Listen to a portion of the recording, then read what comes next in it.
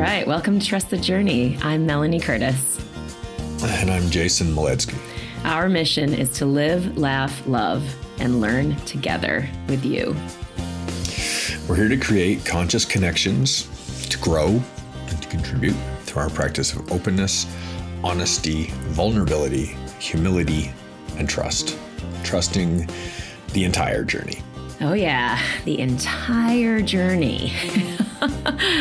Oh, that's fun. If you want to find us on the wider internet family, go to trustthejourney.today. That's our website. It's our Instagram. Go ahead, like, comment, share, subscribe, give us 5 stars if you think we're doing a good job and you feel inspired. That helps the show reach more people. And that is our goal for sure.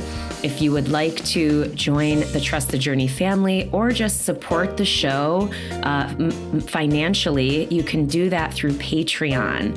So go to the website, trustthejourney.today, scroll down, and just the buttons there. Donate on Patreon at any amount, and we really, truly appreciate that. Of course, it makes the show possible, and it gets you into the private Facebook group for the Trust the Journey family, where we open the dialogue a little bit more and support each other and all of those good things. If you want to join us there as well, you are welcome. And we'd also like to thank our editor, Kimberly Joy Voice, for managing the editing of our show, as well as all the postings. She's just fabulous. And if you could use any podcast editing services, she's available. And you can reach her at kimberlyjoyvoice@gmail.com. She'd be happy to help you. She is indeed fabulous, and so is so much other stuff. Jay and I also have our own individual channels. So if you want to follow Jay on Instagram, he's jason_moledzki. And for me, I'm melaniecurtis.com. All my socials and all the ways to contact me are there. So let's dive into today's conversation. We're putting a broader topic on the table, and we're going to dive into decision making. What that maybe means to us, some experiences we've had with it, what's worked for us, maybe what hasn't, see where the conversation goes and see what value we can impart from our experience on this particular skill set and subject matter. It's, as far as a topic, it's one of the most pivotal in our day-to-day, every fork in our road of life. If we're talking about the whole trust the journey mentality, the concept of how and when and why and the motives behind our decision making is, this is as vast as the universe in itself, right? Absolutely. The real question is why. Yeah. Oh yeah, totally. There's so many different places we could go with this as a topic. It's almost like, where do we start? The reason I thought of this as a subject to bring up, because, we weren't sure necessarily what we wanted to talk about, and the experience that I'm having recently of participating in the world record selection camps, the vertical world record. So we're flying upside down 180 miles an hour with 100 plus other people. And it's an intense environment. It's a skill set that I have. I'm not the best flyer in the world, but I can be on these jumps and not endanger people or myself. So that's good. Certainly we all can make mistakes, and that sucks. But we learn and we grow, and we're in this process of determining who the best team, and I say we, but I'm not one of the selection people. I'm like a part of the bigger team. But the organizers are determining who are going to be the best members for this 200-way team for the world record. That's the co-ed record. And it's badass. Yeah, it's super badass. And listen, I've been in skydiving a long time. I've done this for a long time. I had no intention whatsoever to do this 200-way. So there's some insight into decision making right there.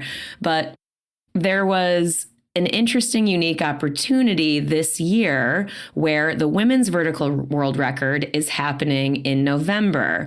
And at first in this process, I wasn't sure if I even wanted to do that because the last time I did this kind of flying was in a big way was 2013, so it's been a long time for me to be on a big way, vertical, head down, record skydive and in that experience. And I've never really been that interested in doing bigger way skydives. So it's not been like we talk about motivation and what causes us to drive our choices and drive our decisions. I just never was that motivated. I've never been that motivated to do big ways. I totally love the record stuff and I think it's amazing and I love cheering on my friends, but I never felt called that deeply to be a part of those bigger groups. The reason this year was unique was because of the women's record connected to the mission of elevating women's rights, elevating equality, using skydiving as a vehicle to champion activism around women's rights and equality and around equality at large and allyship and all this stuff. That motivated me to decide I'm going to at least try and see what amount of my skills are still in my body. How will I feel when I start to re-engage this skill set and doing these types of skydives? What will it feel like to have this stuff on my calendar? What will it feel like leading up to going to these events? Will I be dreading it? Will I be terrified? Will I be excited? What will I feel? I didn't know. And so this is sort of a long-winded share, but it's important to share because it wasn't a decision I could just make. I couldn't just say, yes, I'm doing the world record, or yes, I'm doing Project 19, the women's vertical world record, or no, I'm not doing it. There were so many other steps that I had to take in order to get to the clarity I needed to say yes or no to both or either or one or the other. So tell me more. I mean, how do the steps influence your bigger picture decision? Like is there a bunch of like precursors that have to be met in order to hit a tipping point in the big decision making? Yeah, I love it. I really just wanted to take a breath so that you could actually speak. So there was a decision there. But yeah, because it's not something that I could easily clearly decide because I was afraid, I'm like, this is a no joke environment. And I don't know if I want to be a part of that. I don't know if I want to be, for me, it was more about when I say yes to doing an event that it includes these kinds of jumps at this stage. This is earlier in the stage of my getting recurrent doing this style of flying. I was scared. And so I would feel fear for days and or weeks before going to these events. And that is a serious energetic and emotional cost. And I have a lot of other things that I do have full clarity that I want to do and want to spend my time and energy on. And so I was experiencing the cost of that fear, of that energy, of that travel, of saying yes to exploring this choice. Now, why I still did it was because I could feel, and I checked in with myself. I was like, if I don't try to see if I would want to, if I got current and through this initial resistance, I could feel that I would wonder if I left something on the table. I feel like I would be like, oh, it's such a purposeful thing. And there's so much positive potential in this effort that I want to at least try. It doesn't mean I have to do it, but I have to get to full clarity that I'm a no if I'm going to say no. You know what I mean?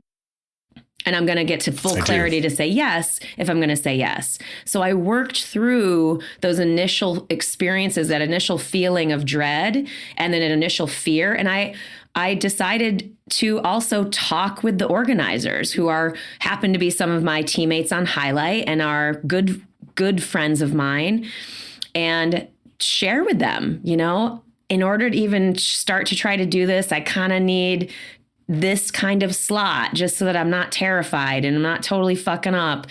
And just help me even get to the place where maybe I could do some of the other spots and see what kind of versatility I would have as a member of the world record team. So, very long story short, I got to the place where I reconnected to my zone of confidence in the experience that I've had in the past. So the biggest jump I've ever done before this was 63 in 2013, like I said. And so I have experience, quite a bit of experience being relatively close to the center of a 100 way, right? So I know what it's like to be in a center 30 quite a bit. So having that experience, like, oh yeah, I remember this. So my confidence was renewed. I was also doing the flying skills and I was doing it. So I'm like, oh, okay, yeah, my body knows how to do this. Oh, okay, cool. I can be safe, reaffirming that I'm safe, that of course the organizers are doing their job to keep us safe.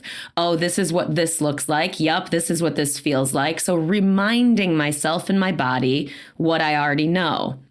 Now, fast forward, so that experience clarified to me, if I'm going to be in that center 30, which is what the plan is as of now, unless that changes, I feel totally confident and comfortable to say yes to doing the women's vertical world record. So that's exciting. It's a clarity piece.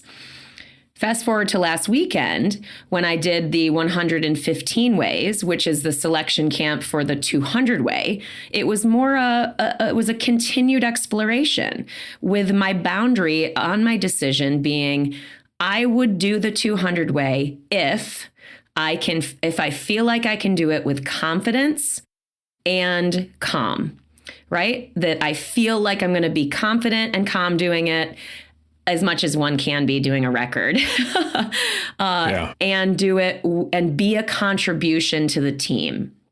So I did this last weekend, and I did well when I was closer to the center, again, my zone of confidence. But then I got to have experiences where I was in the like trail planes, being like really far out on the edge and having a really long way to go to even get close to the center. I've never done that.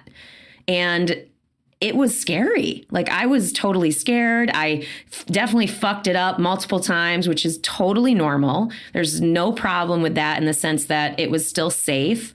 But yeah, it also showed me I cannot participate in the 200 way with confidence and calm and feel like I'm going to be a guaranteed contribution because I don't have time nor desire to train those things that I don't already know. So that is kind of where I'm at. So I've decided not to do the 200 way and to do the 100 way women's record. So that's my story. And the bigger picture decision in there, you're weighing in your impact on the people around you, as well as your own experiential relativity. Absolutely. Yeah. Yeah, absolutely. And it's not something I could know until I put myself in that situation, which can be scary too. Like I had to risk looking like I suck in front of 125 people that I know. You know, like there's something to happens. That. Yeah. That's why I say that as an acknowledgement to people who are willing to do it. And I also say it in support of people who are really stuck on the outcome, right? So like scaling back that engagement and going, this is part of my decision-making process of am I right for this right now or not? So you used the word fear a few times.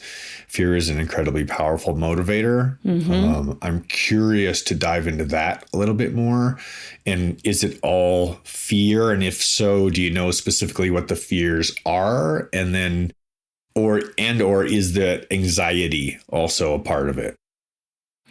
How do you distinguish fear and anxiety? Just because I know there's people who look at that differently. Well, I think fear can be related to a specific risk, right? Mm-hmm. You know, like, there's a variable that says like, this is a measurable constant, something I can equate from. Yep. Where anxiety is just a general like tone dis-ease, of like right. I just don't feel comfortable. Right. Like, Right. Stressed. It's a stress, Yeah. Well, in this specific instance, the fear on the 200 way, which is, again, the reason I bring this up as an example is I will not be a person who is in that center. Right. So there's no way I'm selected as someone who's in that core 30. So I know I'm not going to be in my zone of confidence. So I know that I would have to be, if I were going to do that jump, I would be in this zone where I don't have experience.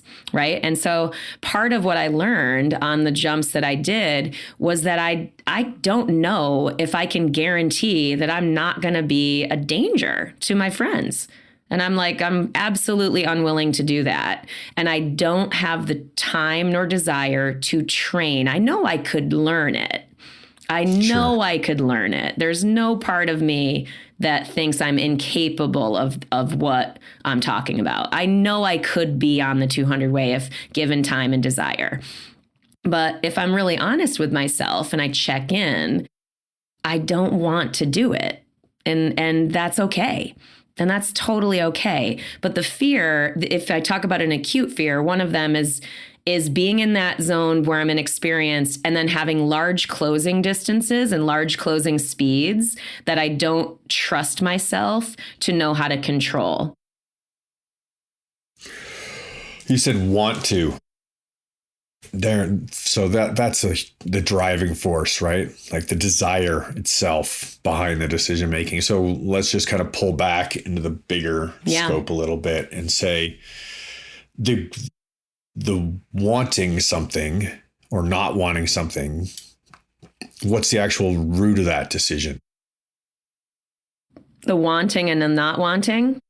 Yeah, I mean, so, opportunities present themselves, right? Or ideas occur, things are, suddenly arrive in our sphere of existence, in our consciousness, and suddenly have, we're like, I want to do this. We're motivated. Yep. What's the motivator behind it? Or something else appears and, we have an opportunity presented to us and we don't want anything to do with it anymore. Right. The very clear differentiation between the want to and don't want to.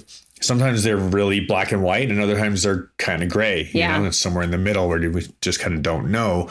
And it sounds like that's what I heard from you, is that you were presented an opportunity, you're curious about it, and you would like to do it if you could do it in a way that allowed you to feel comfortable. But as you explore, you're finding that you're probably not going to be in your comfort zone. So it's not enough value for you to like fake it till you make it or do the training or like invest the time or anything, because the true, what you're getting back out of it just isn't what your priorities are right now. Correct. Yeah. And don't get me wrong. I'm not going to be super comfortable doing the women's vertical world record. So it's not like that's going to be like just cake. It's more that there's nuance. What I'm trying to highlight is there's nuance to the decision-making process and looking at those little things. Like I have a clear understanding of how I want to spend my time and energy. Like I could say yes and make this my focus and do it. And I could go to all the camps and I could get there 100%, right? I mean, not 100%. There's always a chance I wouldn't get there, but for the most 100%. Part, if you decided you'd be there. Right. Like if you decide you go and you go for it. But I have, like you said, competing other priorities. Like I love that I am working on becoming a better keynote speaker. That is definitely outside of my comfort zone, but in a different way, right? And I still feel that as even though there's an end that I'm working toward, it's the decision to spend my time and energy there in that discomfort is more aligned with where I want to go in my life and contribution in the world, right? Because I love the idea of being a part of the 200-way team. The teamwork is amazing and beautiful. It's so wonderful. So I figured that'd probably be your biggest draw, actually. Wanting to be with that many people focused on a singular goal together. Totally. Team-minded. Yeah. Yeah. But the other thing that in my maturity, like in my experience, I know that I can still be a teammate to that goal and that mission without serving that specific function, right? Like I'm a writer. I've already written like a couple amazing posts that are really supportive to other people that are currently on this journey that will be on that record. And I love that I can be a contribution like that. So that's me still putting energy toward that team, being a teammate, but in a different way than maybe people would perceive how they would want to be a teammate. Yeah, for sure. I mean, each of us comes to it with our own motivations, right? And what the true value is and what we really want to achieve from the experience, what we want the experience to, how we want it to feed us. Yeah. I want to hear more about you because I mean, I could literally talk about this the entire episode. There's so much richness in that one example. Like there's so much richness in that example. So we can certainly go back to it. I'm happy to talk more about it, but I want to hear more about you. Like when this topic was posed, what came up for you? Yeah, actually, I let the idea kind of just stew a little bit. And the big thing that comes to my mind is my tendency to make decisions is usually it's polarized in the sense that there'll be some logic path that I'll weigh and measure the variables involved. I'd be like, okay, these are the components and can I afford it? Does it make sense? And do I have the time? And do I really want to? And all this stuff. But then in the end, even if some of those things are absolute no's, where the decision doesn't look like a good decision, if my gut tells me to do it, then I'll do it. Mm-hmm. So I reflect back on a couple things. One of them is my decision to become a pro Canopy pilot, because that was a decision to say I'm going to pivot my whole life around this idea of pursuing a career in a niche where there's no career yet. Yeah. And so that was one of these ones where I'm like, I'm hedging my bets on the future that I see occurring, and also knowing that it's a ridiculously terrible bet. Like the idea of like, okay, I'm going to put all my time and money and energy into this is kind of ridiculous. It's like, okay, good luck with that. Your odds are like 100 to 1 against you, and at the same time, there's a part inside of myself that knows exactly what I have to do, Mm-hmm. So that one, just because it was such a pivotal moment in my life, as far as really just going down what appears to be the wrong path, it appears the unknown. There's a lot of unknowns, a lot of known unknowns, a lot of unknown unknowns, and just still going, no, this is it. This is the decision. And so I'm more weighing the kind of philosophical viewpoints of when a decision is driven by a gut call or when a decision is driven by more of an evaluative process. Yeah. So let me reflect a little bit on Flight One, because I've been with a PD Factory team and Flight One versions of that group for 2 decades now. Mm-hmm.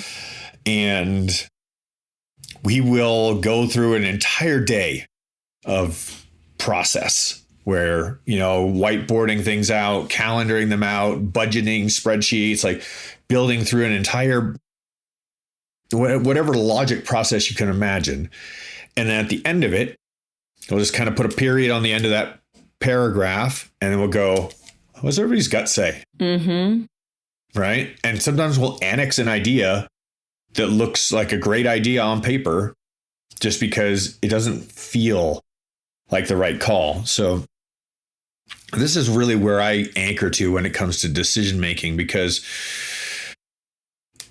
especially with like a life of skydiving and base jumping. All right. Base jumping specifically. They're like, ooh, do I want to jump off this mountain or not? This is big decisions every time. It's taking your life in your hands every time. And it's not always clear, sometimes it's crystal clear and you're like, hells yeah. Like, I'm totally doing this. This is perfect. Everything is a yes, yes, yes, yes on every box. And other times it's straight no's. And then even when there's certain variables that don't line up, sometimes this decision still flip the other way. And I think that's what I'm most interested in, is that gray zone, because we can all understand the clear yeses and the clear nos very easily. Yeah. It's more about when things are in the middle.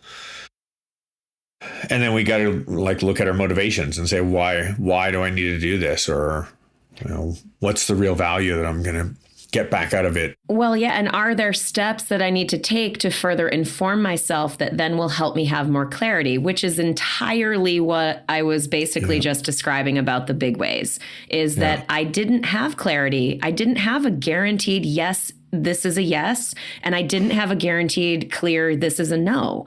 I was like, I'm not sure.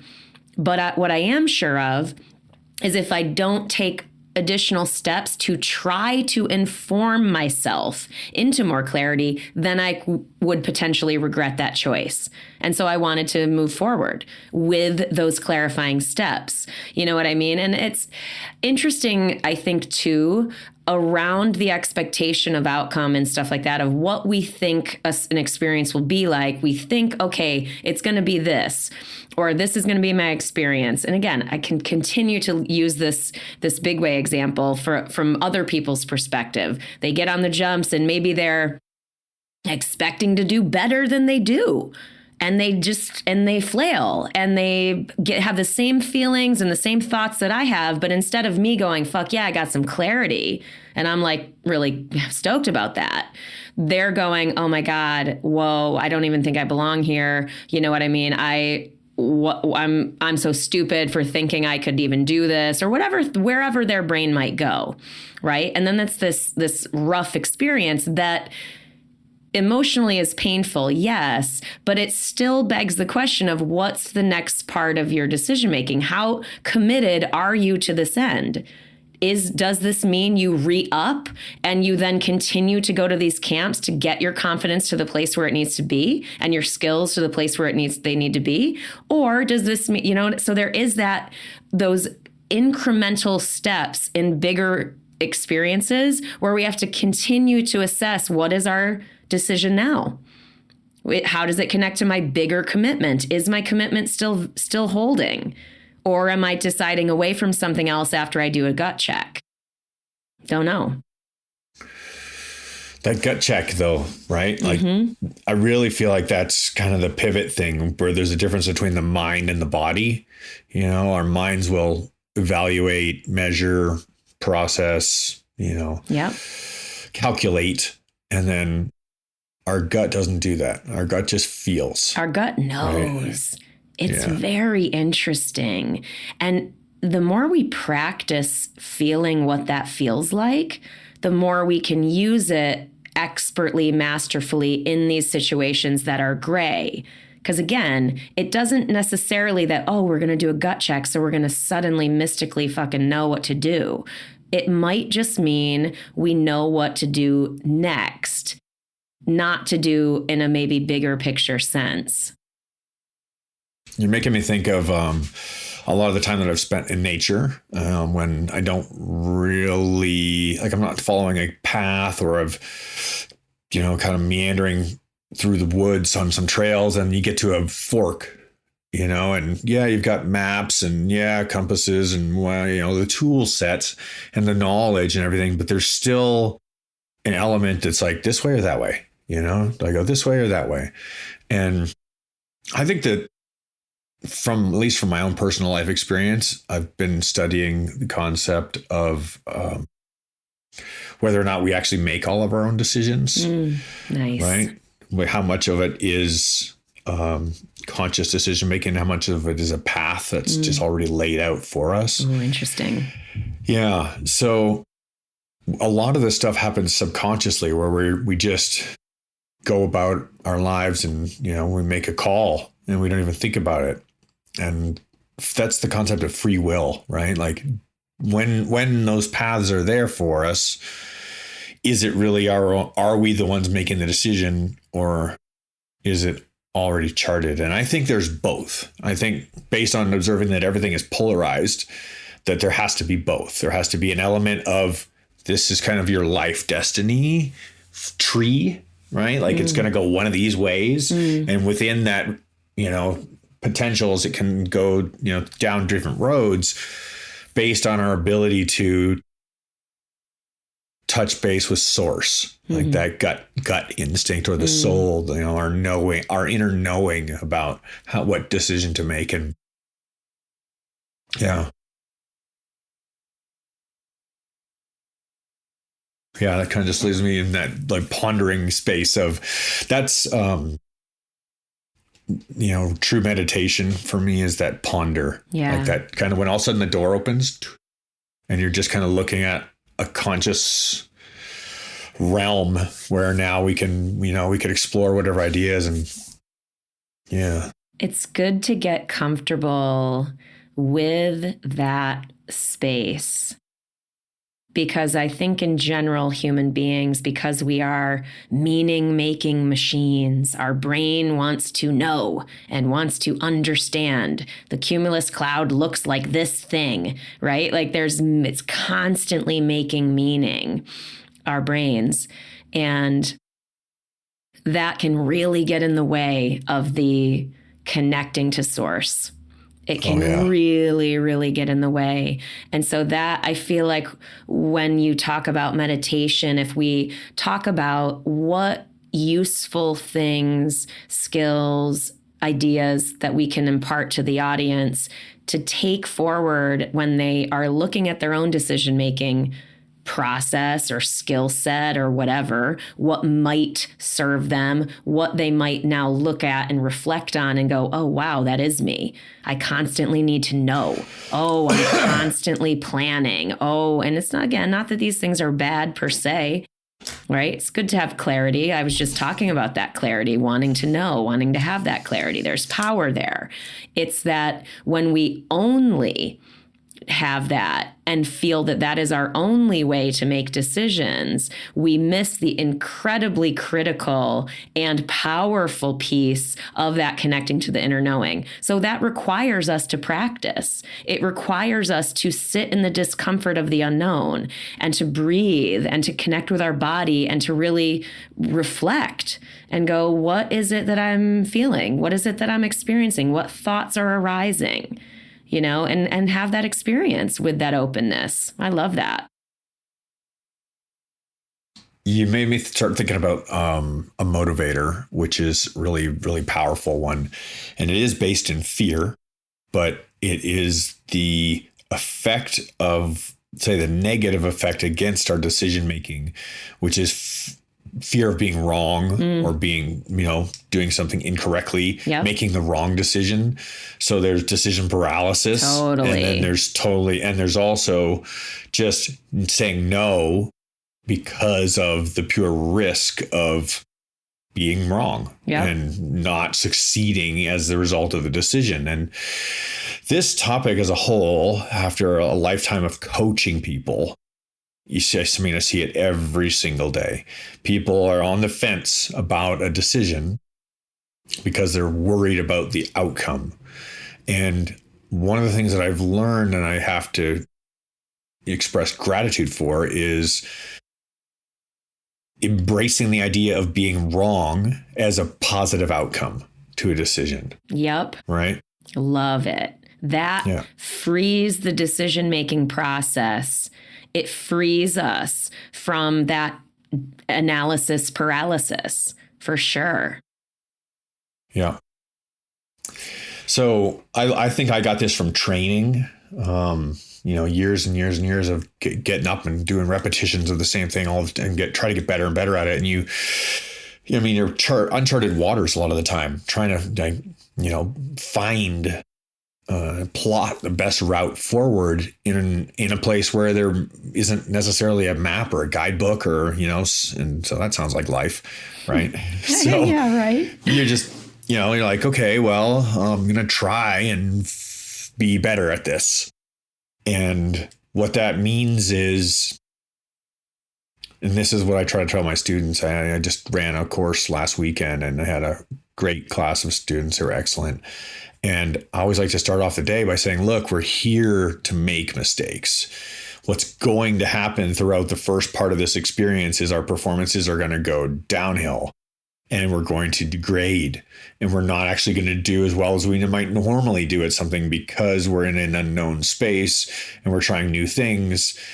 And the end result of, trying something, deciding I'm going to go for it and give it a whirl, whatever it is inevitably, it's not going to go as planned. It's going to go some other way. So you can literally plan that it is going to go not as planned and accept that right. The outcome is going to include variations on your expected performance. And I think this is a real maturity thing within our own selves. And when we grow to a certain point where we say the attachment to outcome can go away if my outcome includes a balance of positive and negative versions. I could be, and this is when I say about training, I could go pick one goal. Okay. Like I have one specific thing I want to work on improving today. And I'll spend the entire day working on that one thing. I'll do 10 or 12 jumps.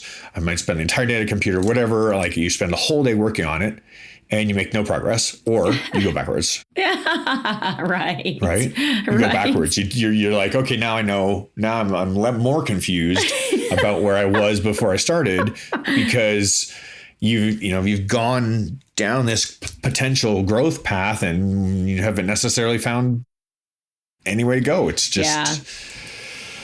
Well, that's the whole when we think it needs to be up and to the right. That's what it looked. That's life up and to the right. Yeah. And this is not true though, right? The truth is that if we are honest with ourselves, we can say that 99% of the time we're going to get errors or things are not going to go as planned to the point where it is the vast majority of the time. Oh, yeah. Right. Oh, it's yeah. Almost. And so I'll speak as a performer for a second.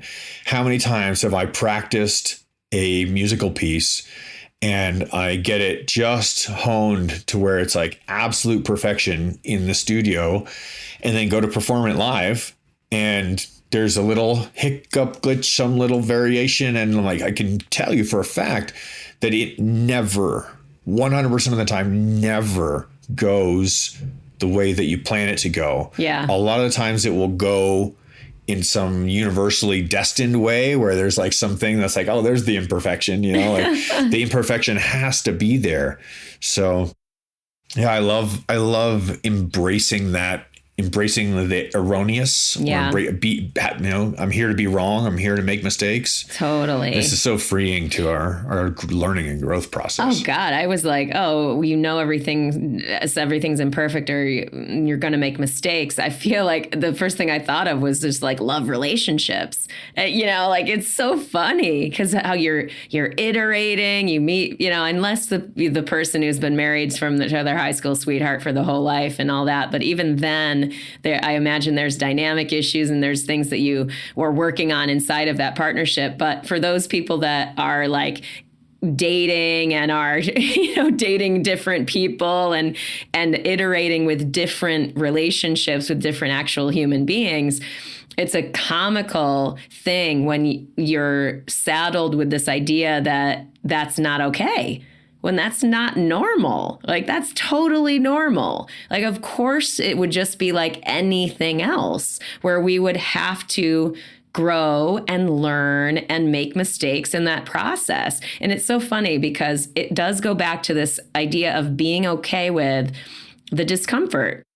Just absolutely accepting that you will run into discomfort. I'm not just saying in relationships, but in any part of this process, even your coaching students, where they have to be okay with the discomfort they will feel when they actually meet the moment when they suck worse.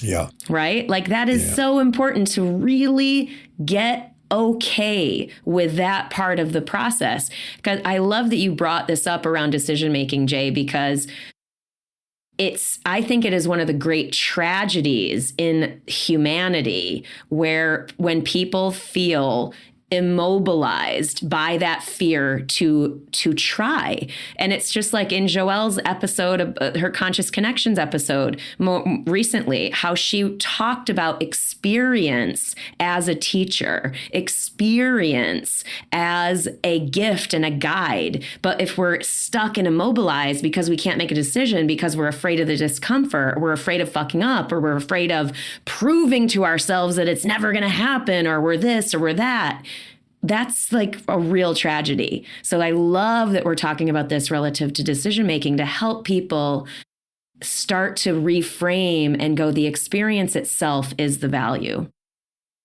So there's another part of decision making that I think is a worthy component to mention, and that is predestining ourselves when we set ourselves up for failure.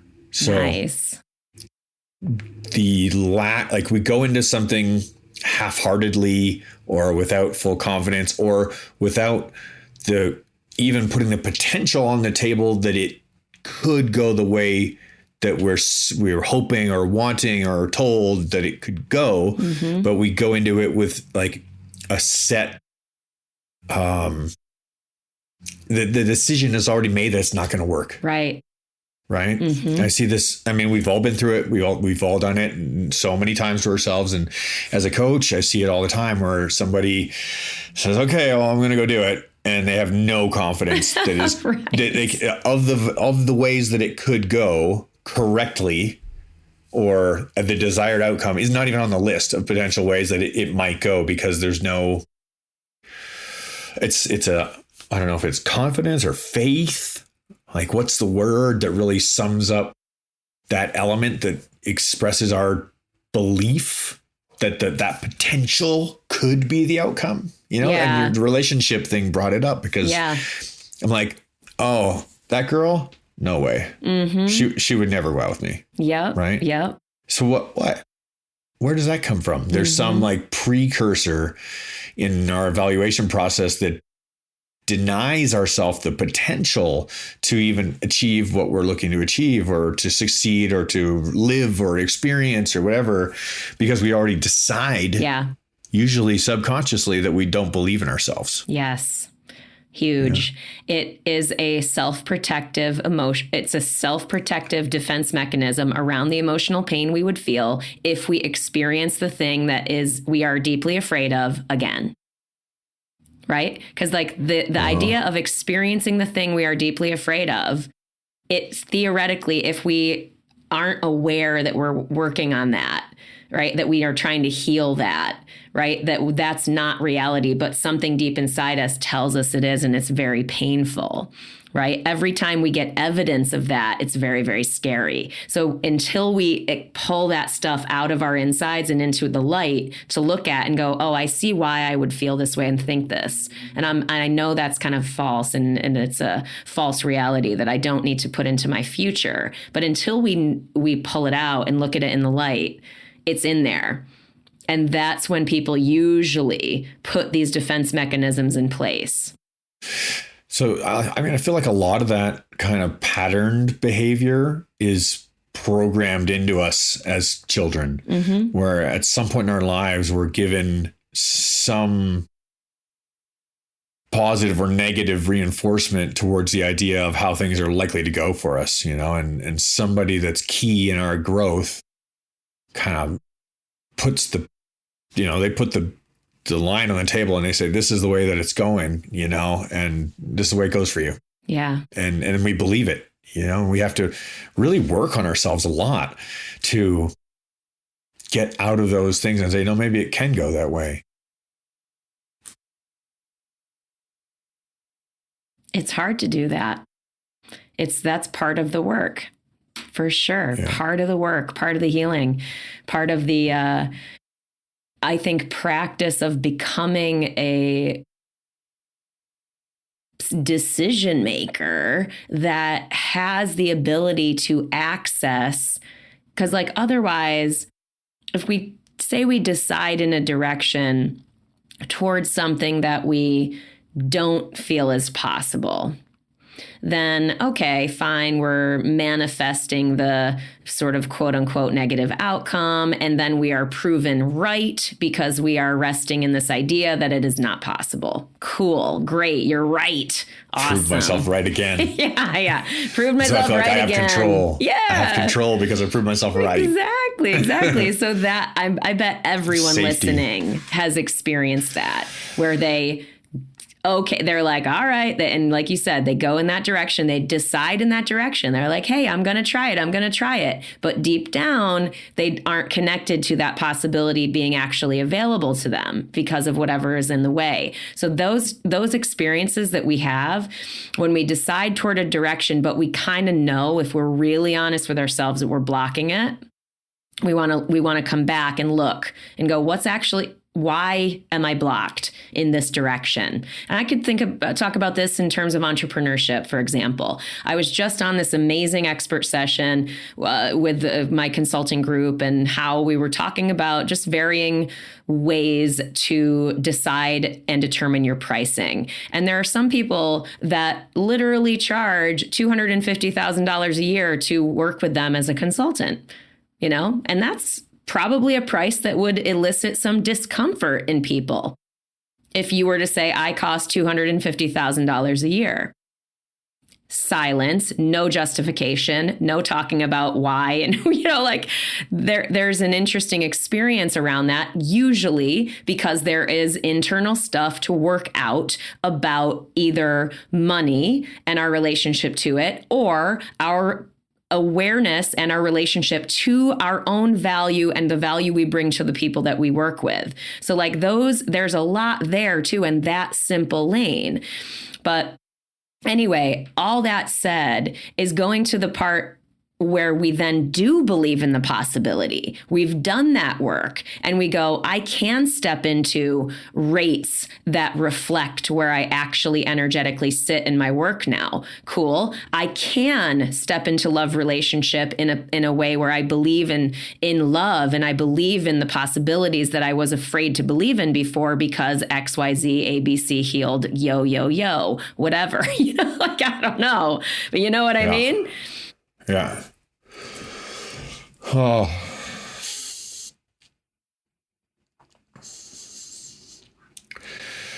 I recently made a decision in the middle of the night. Mm. I woke up in the middle of the night and I picked up my phone and I sent a message. Ooh, I love it. And it felt somewhat impulsive, I hadn't put a lot of forethought to it, although if I truly look back at the greater scope of it, there's a lot of planning and preparation in place. So it's not a surprise decision. It's a very expected decision. Cool. But I hadn't necessarily had it on my plans, but I just had this feeling like, what do I need? Mm-hmm. And I woke up in the middle of the night and I sent my friend Stein a message and said, hey, how about I come work for you for a little bit and spend some time hanging out over here in Norway with you? Cool. And he sent me a message back. He's like, let me go talk to the guys and I'll get back to you, see what they say. And at the same time, while I'm waiting for his response, I go and I look on the website for flights. I'm like, oh, can I afford this? Is this realistic? Is it practical? I'm in a place in my life where I have enough time or space. Mm-hmm. Can I prioritize this? But I mean, it's that middle of the night. Like I woke up knowing like, give him a call, just knowing that I should just give him a call. And I open up the window for my dates of travel and I type in all the variables and they have the whole calendar. It's a big box. Yeah. And there's one flight right in the middle. The rest of like all 5 flights are now non-available. There's one in the middle. that goes from my local airport directly to the local airport, which I want to go to, which is rare. And it's an air miles flight for like 45,000. Oh my God. Air miles, which is like nothing. which is like the lowest that you're going to spend. Super low. Super low, right? You could easily buy like the same flight would usually be 150,000, 200,000 air miles kind of thing. So 45,000 air miles. It's the only one on the whole calendar. It puts me there exactly when I need to be there. And I only have to pay like $19 for the ticket, for an international ticket. So I got this like, the universe kind of reinforcing that the synchronicities for me is a huge thing. When alignments appear, I'm like, oh, let me just check and see if there's any flights. And there's like one glaring box right in the middle. It's like, some air miles that you got on your credit card last year that you never spent because didn't travel, and $20, and you're there. Wow. Yeah, and typically like $1,500 or $1,600 to get there, kind of thing. So it's not a casual spend.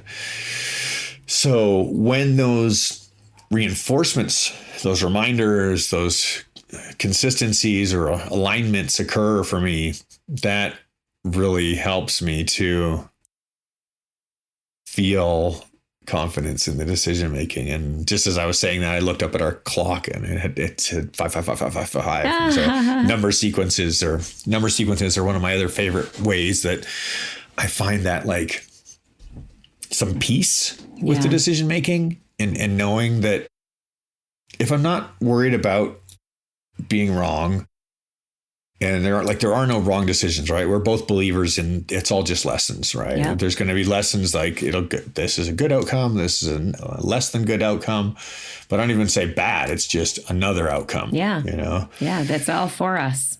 Yeah. So it's nice when the pieces come along that give us that little pat on the back. Yeah. And I think you're pointing to another version of decision making, which I think is worthy to talk about, is that sort of reckless choice. And it's not that you are describing that, because obviously you said you've been thinking about it. There's some intuitive connection to what you did. But I certainly have plenty of experiences in my past where I make a reckless choice. And I also see it in my day-to-day around like food choices, where we've talked about that, where I just make reckless choices about what I consume. Like, what the fuck? I know better. And so I've said this on the podcast before. I'm still working on this. I'm not there yet with my consumption. I'm not so bad, but I'm also not necessarily super dialed in. I don't feel in vast control of those decisions. But they're in some of them are in the realm of reckless when it's like driven by stress or this or that. And that's, I think, a key component that goes into reckless decision making, however big or small, whether it's a food choice or whether it's I'm going to, I don't know, go to this place or hook up with this person or whatever. Reckless choices tend to include an element of stress that we are trying to escape, some version of stress or fear or emotional discomfort that we are trying to escape, that we haven't been able to figure out. And therefore we're thinking or we're doing this other thing as either a distraction or a way to run away from that discomfort, a thing that we think will immediately solve it when really we haven't done the work. Those are elements that go into reckless decision making that we should watch for, because sometimes the reckless decision helps us, but a lot of times it makes things worse. So I was actually just scratching down the words emotional need. Like we usually have some emotional deficit somewhere that leads to those kind of knee-jerk decisions that are in the moment. And I mean, just looking back at previous points in my life where alcohol was part of my life, what a influencer as far as decision making is when being in an altered state, right? Mm-hmm. And certain certain substances are going to lean us either way. Alcohol specifically leans us towards impulsive potentially self-destructive, like feeding a very particular part of ourselves that is not necessarily like a bright, shiny part. It's kind of like the evil spirits might be sneaking up and like, the wolf we don't want to feed. Yeah. So, I mean, we see that throughout our own journeys in our lives, where when we have an emotional need that's, stirring somewhere, if we, give it the lubrication, something like alcohol, the next thing you know, we're leaning into some decision that was obviously a lesson we needed to learn. Yeah, absolutely. Absolutely. Yeah. Again, it's all for us in the sense that we end up in a shame-filled place, or we end up in a guilt-ridden place, or just whatever. So whatever discomfort we end up in, I still think that's for us, because that then tells us, oh, okay, why did I do that? You know what I mean? It's interesting, even going back to the very simplistic thing of, and I guess it's not even simplistic, but like the food stuff, it's very clearly connected to an emotional need for me. It's hugely connected to stress. When I feel stress, I make these choices, and I'm still going like, why can't I interrupt this? Because I do for a time, but then I almost always go back to allowing the stress experience make me decide into an unhealthy food choice. So a lot of the decisions that we make aren't necessarily our own. And interestingly, our emotions, or the emotions that we experience, aren't necessarily our own either. So our bodies are filled with hundreds of thousands of microorganisms. Yeah, right? That's true. And God, good point. So like sugar is a great example, right? Sugar is, you could have a large amount of what are they called? Caloria? I'm not recalling exactly, but there's a little bug that lives in our gut, which really likes sugar. It likes, carbs. Oh. So when that bug gets hungry and it's like, hey, we're starting to deplete, we're not getting enough of what keeps us happy, then we, as a host to that organism, end up finding ourselves feeling an emotional need that needs to be fulfilled. And it's actually serving another organism. So we have to remember our symbiotic relationship to everything that's within us, plus everything outside of us, the other people around us and the world around us, the country, the political state, the environment. Our decision making from one day of the week to the next could be completely different if you're, say, in a city center versus out in a, mountain prairie somewhere, where a mountain meadow where it's just serene. And those are going to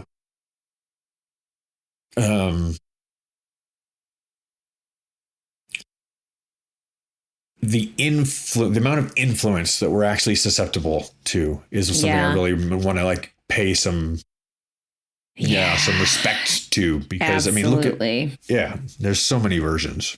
Absolutely. Yeah. I mean, I know we don't have a whole lot of time to dive into that, but that's so important. It's funny that you bring it up, but it's like a perfect example of that is what's going on in the political landscape, and the notion that Roe versus Wade is going to be overturned and that women's reproductive rights are going to be stripped away. That is like a huge, huge thing. And I'm very influenced by that, feel very disturbed by that possibility. And so it's a good example is sort of feeling an immediate, which could be perceived as a reckless choice, but really it feels like an intuitive choice. My friends and I, the ones I wrote the graphic memoir with, we have that resiliency workshop that offers resilience tools for people relative to simple story and simple illustration, meditative writing, meditative drawing. We're going to offer one of those workshops to specifically around this prompt about how people maybe can tell their stories and illustrate and feel safe in a shared facilitated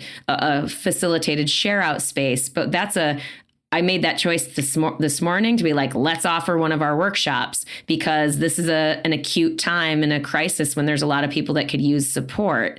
So anyway, that's an example, but of how the environment and what's going on around us has influenced a decision that I made today, even this morning. Yeah. Yeah, that's happening on the daily. It's happening most moments of our lives, whether we realize it or not. Absolutely. And that's the question Sam Harris poses about, do we have free will? Or are we just a bunch of ideas that we have been fed from the moment we, existed? Yeah. And within that, there's an interesting observation, and we don't have time to go down this rabbit hole, but I just want to mention it. Yeah.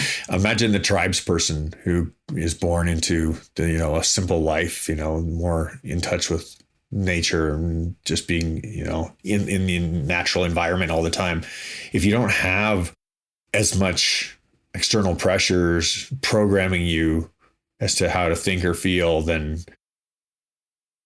your root, like the way you make decisions will be different. It will be based more on that gut, more of that knowing, more of that connective, rather than like the mind thinking higher, not like I know what I know. Yeah. It's just, it's like, you just know at a deeper level. Yeah.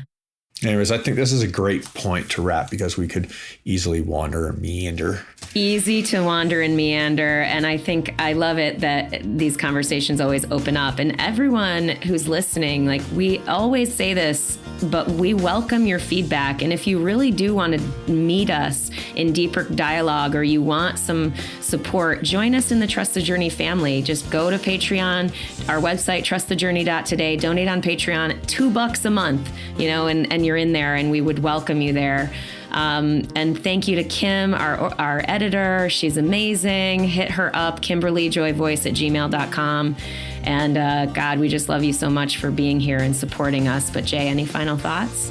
Yeah, I just have to extend a deep gratitude to everybody who is financially supporting the show.